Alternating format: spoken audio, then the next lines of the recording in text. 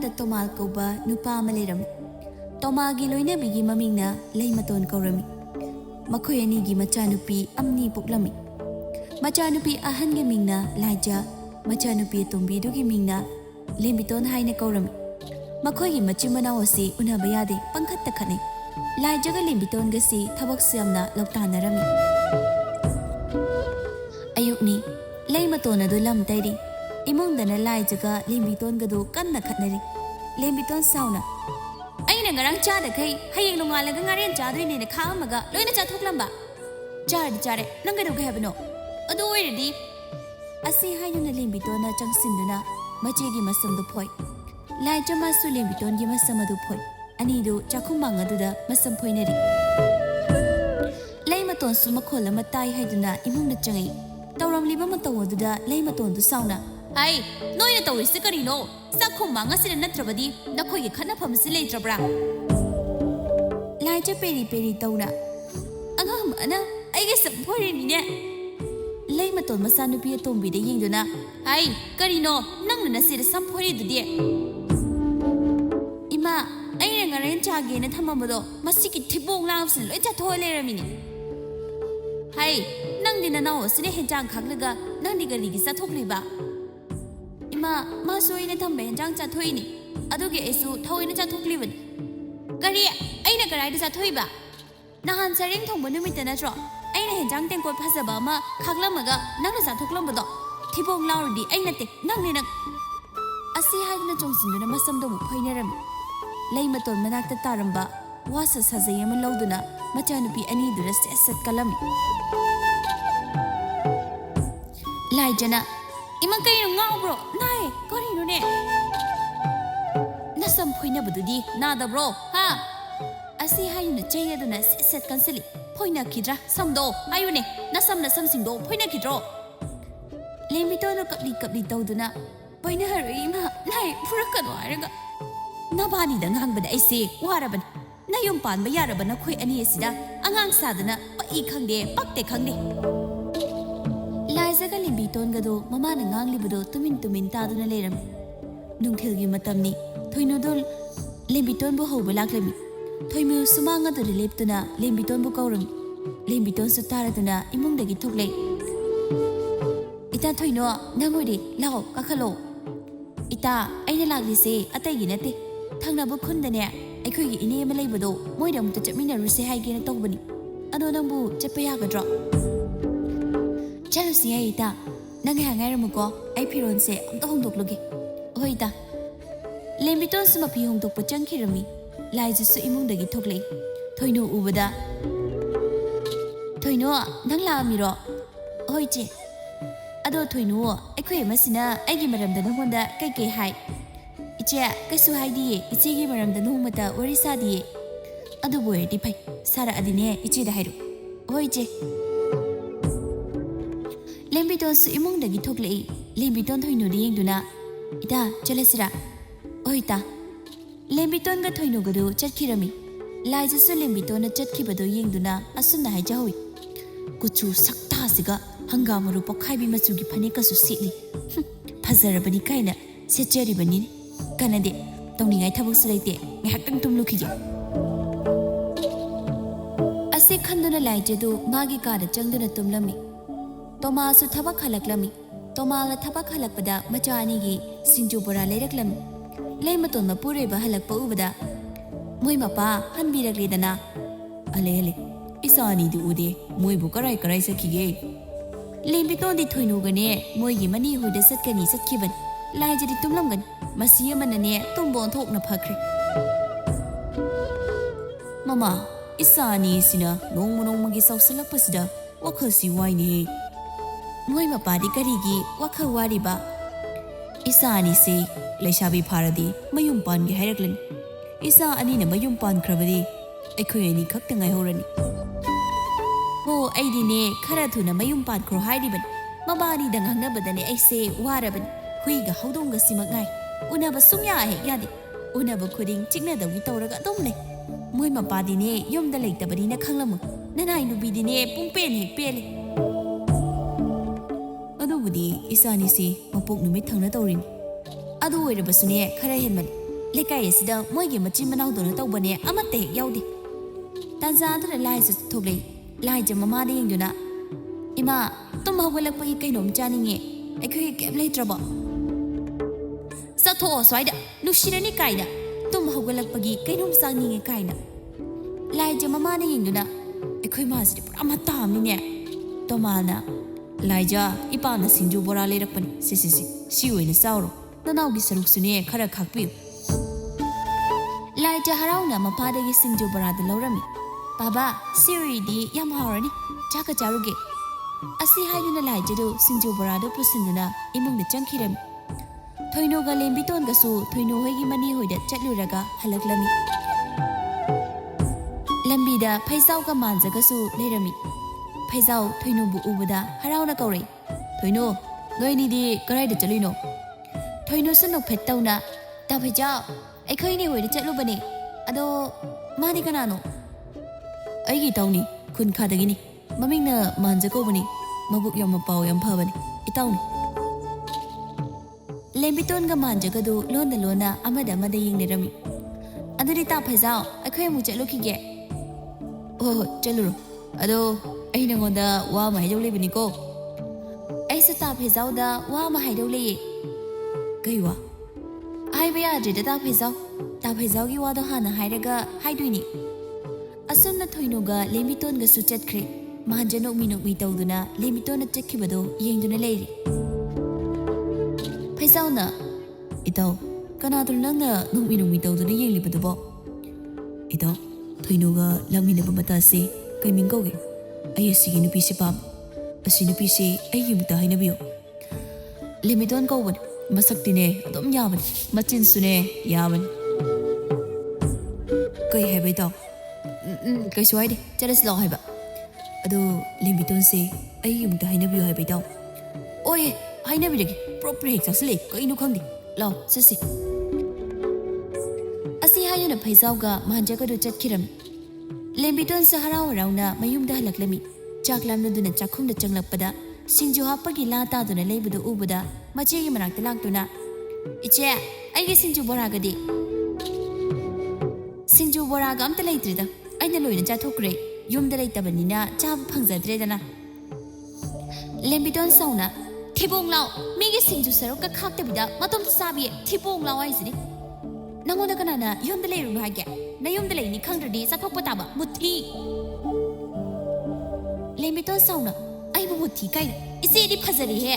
Yung hek maladana. Kariye ay bu yung malikai haydana. Nang masina chinda thukayurana. Lai jiru sin silaktuna lembiton bu phui. Lembiton masu machigi masumdo hekta phoi. Toma ga lay maton gadu inkhol suduna leramban. Makhol lama tabaduda lay maton hay. Moy mampa nasa nupi ni do amuk sikna ramali ne ay amuk te yenglo kige. Oh yenglo. Lay maton do inkhol surambadagi hawatuna imung na changi. Machanupi anina masam phoina dana leirambado ubada. Nabani da aina kari hai nasam phoina ganu hai banatro. Asi haiduna kupak na se thazali. Lembitona ima ichene gi sinju bora kha amjini. Asobiye nangdi kari gi nanaw gi saru khatribano. Ngasaina natro napana nanaw gi sinju bora khara kha o haina hai khibado. Ima sinju yamna bai khaktabani. Yamade su khakni. Yamdresu aige khakpam thokpado khakpa yadro. Lay matona yare taningdi saba phangzadaba yamna mali. Noi bu ikhoina karimta pizadabro. Nakhoina tawribadubu noi namai de kaidabro. Imane migi mangli yamni ikai. Tumin leino. Makha tanane wa ngangnaraglabadi lisaina sandabgadabani khagohe. Mamana saibadagi anido tumin leina khirami. No magi numitni lay maton masani di yengduna asumna hairami. Imane kaithen chaluge ngasi di chakto kanano ma thongam. Asi hairamduna lay maton do kaithen chatkirami. Lai jaga lembiton gado magi thokpa tawduna dum leirami. Lai jana lembiton da suna hai.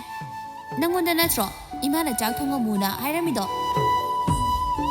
Lembitona aingonda nachi iche dani hairami do. Aingonda karai da hairami ba. Aingonda sukarai da hairamge. Masi ngangsi masi khanaba yam hawine mase. Khanaba hawidi aina te ichene. Khangni aisune chakta thogo kanana thonggi yenge bahauji. ꯑꯩꯈꯣꯏꯁꯨ ꯊꯣꯡꯉꯣꯏ ꯀꯥꯟꯅꯗꯦ ꯇꯨꯝꯃꯒ ꯑꯗꯨꯝ ꯂꯩꯊꯣꯛꯀꯦ ꯂꯦꯝꯕꯤꯇꯣꯟꯗꯣ ꯐꯃꯨꯡ ꯑꯗꯨꯗ ꯀꯥꯈꯠꯇꯨꯅ ꯇꯨꯝꯂꯒ ꯂꯩꯔꯝꯃꯤ ꯑꯅꯤꯗꯣ ꯆꯥꯛ ꯑꯃꯠꯇ ꯊꯣꯡꯂꯝꯗꯦ ꯂꯩꯃꯇꯣꯟꯁꯨ ꯀꯩꯊꯦꯜꯗꯒꯤ ꯃꯅꯥ ꯃꯁꯤꯡ ꯈꯔ ꯂꯩ ꯏꯆꯦ ꯁꯤꯒꯤ ꯍꯪꯒꯥꯝ ꯃꯄꯨꯟꯁꯤꯕꯨ ꯂꯨꯄꯥ ꯀꯌꯥꯅꯣ ꯂꯨꯄꯥ ꯑꯃꯒꯤꯅꯦ ꯃꯄꯨꯟ ꯑꯍꯨꯝꯅꯤ ꯃꯄꯨꯟ ꯑꯍꯨꯝꯁꯦ ꯈꯛꯇ ꯉꯥꯏꯔꯕꯅꯤ ꯃꯄꯨꯟ ꯑꯍꯨꯝꯁꯦ ꯂꯧꯈ꯭ꯔꯣ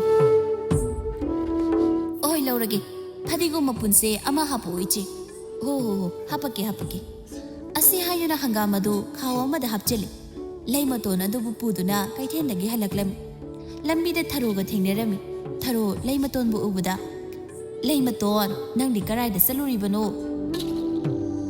ꯏꯆꯦ ꯑꯩꯁꯦ ꯀꯩꯊꯦꯜꯗꯅꯦ ꯄꯣꯠ ꯈꯔ ꯂꯩꯔꯨꯕꯅꯤ ꯑꯗꯣ ꯂꯩꯃꯇꯣꯟ ꯅꯪꯒꯤ ꯅꯆꯥꯅꯨꯄꯤ ꯉꯥꯛꯇ ꯄꯣꯛꯄꯅꯤꯅꯅꯦ ꯅꯨꯡꯉꯥꯏꯖꯔꯝꯒꯅꯤꯗ ꯑꯩꯗꯤ ꯏꯆꯥꯅꯨꯄꯥ ꯉꯥꯛꯇ ꯄꯣꯛꯂꯨꯗꯅꯅꯦ ꯁꯦꯟꯅꯕ ꯑꯣꯟꯊꯣꯛꯅ ꯋꯥꯔꯦ ꯀꯔꯥꯏꯗꯒꯤ ꯅꯨꯡꯉꯥꯏꯕꯅꯣꯗ ꯃꯣꯏ ꯑꯅꯤꯗ ꯉꯥꯡꯅꯕꯗꯅꯦ ꯊꯕꯛꯀ ꯄꯨꯔꯥ ꯑꯃ ꯑꯣꯏꯔꯕꯅꯤ ꯍꯧꯖꯤꯛꯁꯨꯅꯦ ꯁꯝ ꯐꯣꯏꯅꯔꯒ ꯂꯩꯔꯝꯕ꯭ꯔꯥ ꯈꯪꯕ ꯅꯠꯇꯦ ꯎꯅꯕ ꯌꯥꯗꯦ ꯄꯪꯈꯠꯇ ꯈꯠꯅꯩ ꯂꯩꯃꯇꯣꯟꯒ ꯊꯔꯣꯒꯗꯨ ꯋꯥꯔꯤ ꯁꯥꯟꯅꯔꯝꯃꯤ ꯂꯩꯃꯇꯣꯟꯁꯨ ꯃꯌꯨꯝꯗ ꯍꯜꯂꯛꯂꯝꯃꯤ ꯂꯩꯃꯇꯣꯟ ꯑꯁꯨꯝꯅ ꯍꯥꯏꯖꯩ ꯆꯥꯛ ꯊꯣꯡꯉꯝꯃꯣ ꯍꯥꯏꯔꯝꯕꯗꯨꯕꯨ ꯊꯣꯡꯉꯝꯗꯧꯔꯤꯕ꯭ꯔꯥ ꯇꯧꯔꯤꯁꯤꯕꯣ ꯂꯩꯃꯇꯣꯟ ꯑꯁꯤ ꯈꯟꯅ ꯆꯥꯛꯈꯨꯝꯗ ꯆꯪꯉꯛꯇꯨꯅ ꯌꯦꯡꯕꯗꯗꯤ ꯆꯥꯛ ꯊꯣꯡꯉꯝꯗ꯭ꯔꯦ ꯑꯩꯅ ꯈꯟꯕꯒ ꯇꯧꯕꯒ ꯊꯣꯡꯉꯝꯗ꯭ꯔꯦꯕ ꯑꯩꯅ ꯆꯥꯛ ꯊꯣꯡꯉꯝꯃꯣ ꯍꯥꯏꯅ ꯍꯥꯏꯔꯝꯃꯤꯕꯗꯨꯕꯨ ꯑꯗꯨꯒ ꯊꯣꯡꯉꯝꯗꯦꯕ ꯉꯁꯤꯅꯦ ꯑꯩ ꯇꯧꯒꯦꯀꯣ ꯃꯁꯦ ꯂꯩꯃꯇꯣꯟ ꯃꯆꯥ ꯑꯅꯤꯒꯤ ꯀꯥꯗ ꯆꯪꯉꯤ ꯂꯥꯏꯖꯒ ꯂꯩꯃꯇꯣꯟꯒꯗꯤ ꯇꯨꯝꯗꯨꯅ ꯂꯩꯔꯝꯃꯤ ꯂꯩꯃꯇꯣꯟ ꯁꯥꯎꯅ ꯑꯩꯅ ꯅꯣꯏ ꯑꯅꯤꯗ ꯀꯔꯤ ꯍꯥꯏꯔꯝꯃꯤ ꯃꯃꯥꯒꯤ ꯈꯣꯟꯖꯦꯜ ꯇꯥꯕꯗ ꯇꯨꯝꯂꯝꯕ ꯑꯅꯤꯗꯣ ꯐꯨꯛ ꯍꯧꯒꯠꯂꯛꯏ ꯂꯩꯃꯇꯣꯟ ꯁꯥꯎꯅ ꯋꯥ ꯃꯈꯥ ꯇꯥꯔꯦ ꯑꯩꯅ ꯅꯣꯏ ꯑꯅꯤꯗ ꯀꯔꯤ ꯍꯥꯏꯔꯝꯒꯦ ꯍꯥꯏꯕꯅꯤꯗ ꯅꯣꯏ ꯑꯅꯤꯅ ꯑꯁꯨꯛ ꯌꯥꯝꯅ ꯐꯠꯇ꯭ꯔꯤꯕꯁꯤꯕꯨ ꯀꯔꯤ ꯃꯔꯝꯒꯤꯅꯣ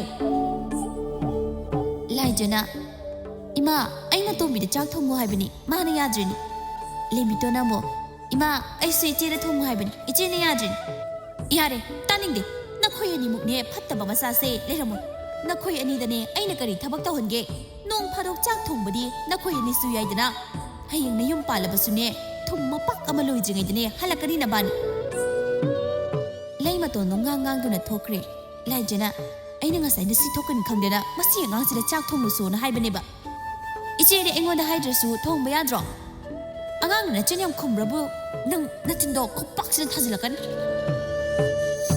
लाइजगा लेमिक्तोन गदो खनरमी लेमतोन सु इरांग लांगदुना चाक तो थोंगली तोमासु साखोंना चंगै मागी नुपिनी सौ इरांग लांगबदुदा चाक थोंगलिबदु उबदा ममा नंगी इसौसी लांगसु लांगख्रेदा ओइबा नुमित चुप्पगी इसौदा लांगगा दुम लैसिबु करिनो मै सिबु अइना लांगनिंदना लांगिरो नसा नुपि कतन अनिसिना लांगहनबा कैथेल चतौरी साक थोंगमु हाइना हाइनाने साक अमत थोंगमदि सिदबु इसौ लांगद्रबदि करिनो हाइसु हाइबनी ममा इसानी से इमुंगी थब इंखांग खरा तमीबदी फरबनी मसी पुंगदमक्से मोय मपाना थुकनबा नत्रो फुदुना चैदुना वारकदबा मतमदना मोय मपाना इचा अनिस कंखतुना थमे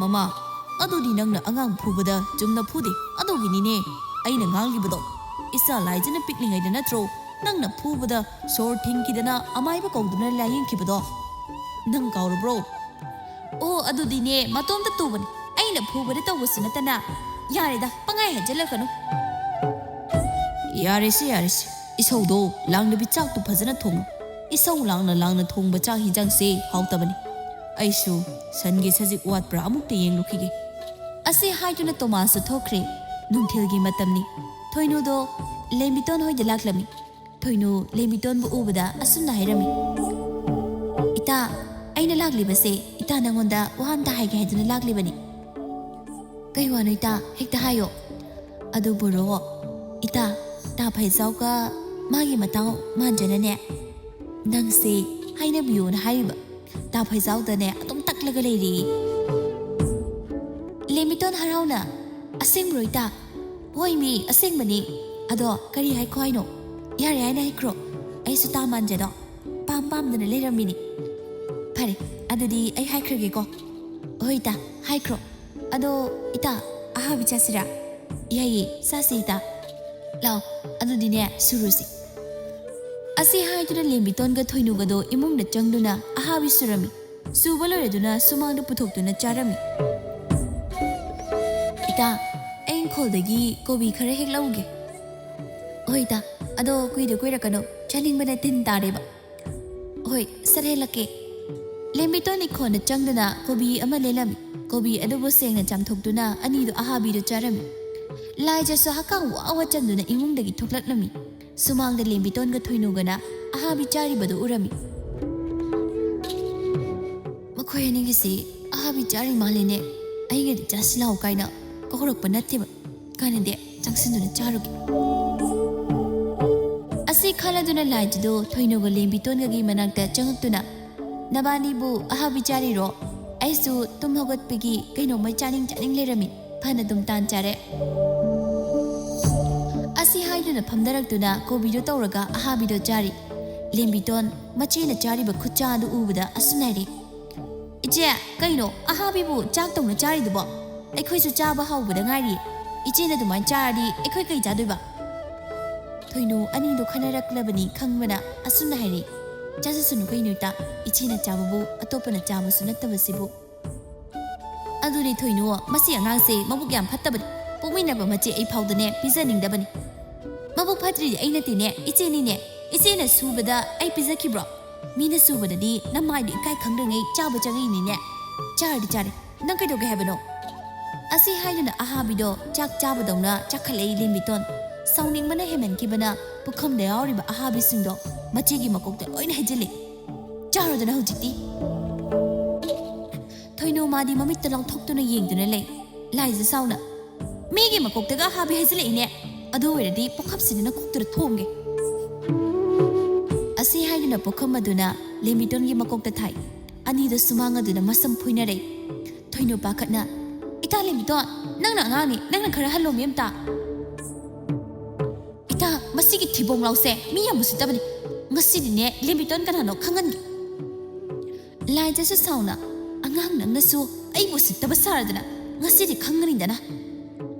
Thoino na phana khamtoklabasu ani do thadok neramde. Thoino upai leita leimaton bu kaurami. Leimaton su imungdagi thoklei. Oiramni ba matong aduda changsenduna khamtoklami. Adubu ani dudi thadok neramde. Leimaton ising bartin nama lauruduna khanariba ani duda haijali. Adamna ising haijanbadadi masam phoinaramba ani do thadok nerami. Leimaton sauna karigi thadok nari phoina khodana nasamdo nati noibu namai dubu karai da pangi me ikai baga karimta khangdrabo me singsina khuning kangkhat tana yengari base namit singdubu udabro achum phattaba masa singsibu karino ne sibo laija mamit to makha de yengduna ima atomina habi kokta haijal iritu lembiton su khumlei ima ijena bukhamna thara ini hai taningdi tomina leyu nakhoi ani ne ngasidagi yumdagi mapan thokpaga amatta yaro leimaton na masa nupi anibu ngangbu yaba nganglami leimaton su chang thongna umduna leirami tanjadura tomasu changlei tomal magi nupi na umduna leiribadu ubada mama kaidore nangna sak thongmini haidadana umdura mu leirabade leimaton sor asangba mo doktuna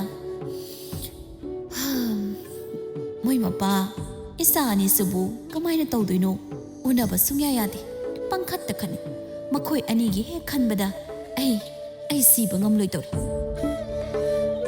mama ai su kari haigadabano khangdre aina su machin manau khanagano haina hairabani moi mapa sumaina sum tawnabadi yaroi aduna ne thabak ama tawrasi kari thabak no mama leimatona mapuribada wa khara hairami mathangi numini leimatona du phamungdagi masa nupi anibu korami laizaga lembiton gasu mamana koribadu taraduna mamagi manakta laklami ima kai hage leimaton wana ima se khong khutse loina sidari hogat pangamdre nang pabado labukta chatkibani amuk takaurusu laiza pakatna oima ai koruge atombi nang imagi manakta leramu ai paba koruge oije laija to hathu tawduna mapabu kauba chatkirami lembiton su mamagi makhung makhutto nambiri laija do sum lakpada labuk yore toman su labuk thabak sudura lerami laija sor thabet honduna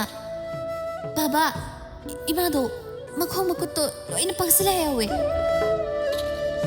toman su pakatna namabu makhung makhut pangsili haiba ipagi laija yumna sasilo oi baba mapa masa do mayumda halaklami ตัวมามากินนุปีมันรังจะสังสินนะมาน้ำมุกเดือดเฮบโนมุ่งบ้าคงก็เสียลอยนับปังสิเลยเขาก็พยายามเลยอดีตไอ้อเมย์บุกรุกอีปากิเลยจ้าอีปากิเลยบิดอนนักคุยนี่น้ำมากินมันรังทะเลรำอีปาเนี่ยอเมย์บุกรุกโอ้ยป้าบ้าตัวมาต้องอเมย์บุกรุกจัดคิดมีเงยฮักเลยบุกตัวมาสู้อเมย์บุกรุกตัวนั้นลักลมีอเมย์บ้าตัวนั้นเลยมิตรบุเยียงลมีมาดูกี่มาตุ้งเดสุนได้เลยอันนั้นบาสิดีไล่ยังบัดมาตำกุยนสังเลนตัวมานะโอ้จะไม่บ้าอันนั้นบาสิพอดีพอกระตราพอนี่พันอดูบุญเย่มาตำขนาดดิสังเลนว่าขันนุ่งไงฮัลสาวหันไปยาดิสาวหันละบัดนี้อันนั้นบาสิเห็นจะลักกระโดดไอ้ฮิดาขนาดปีรำกิ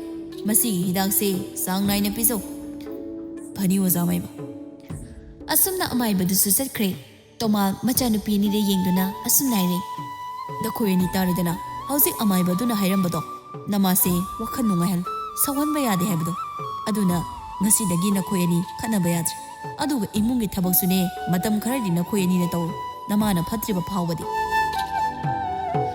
มาป้านะให้ริบว่าdoลายจะก็เล่นบิตอนก็สุยารามีลายจะก็เล่นบิตอนก็doอาสุนไหนรามีเล่นบิตอนนะอิเจนะฮันนี่เนี่ยอายุกิทับมาใครdoอิเจตัวอดูก็ไอ้เนี่ยนูบิดังกิทับมาใครdoไอ้เนี่ยโดยตัวเลยพอดีไอ้เนี่ยอายุกิทับมาใครdoตัวเลยนั่นนูบิดังกิทับมาใครdoตัวอาสมน่ะมาจิมมะนาวอันนี้doทับใครดอกนรามีมาทางกินนูมินี่ลายจะdoกันนึกตุ้มดิเล่นบิตอนนะมาซีบ่าวตัวเลยเจ้าเจ๊ตามโบรลายเจ้าอัมตันนะก็อินุมุทีงารังเจ๊บ้านนี้ก็รีให้นักขี้เกอายุกี่ทับมาใครอิจินตัวก็ได้บันนี้ให้นักขี้บันนั้นสระไอ้ที่เขาอีกนะอาศัยให้จนลายเจ้าหัวตุนะลำตัวเสียงตกตุนะลำเตยรมี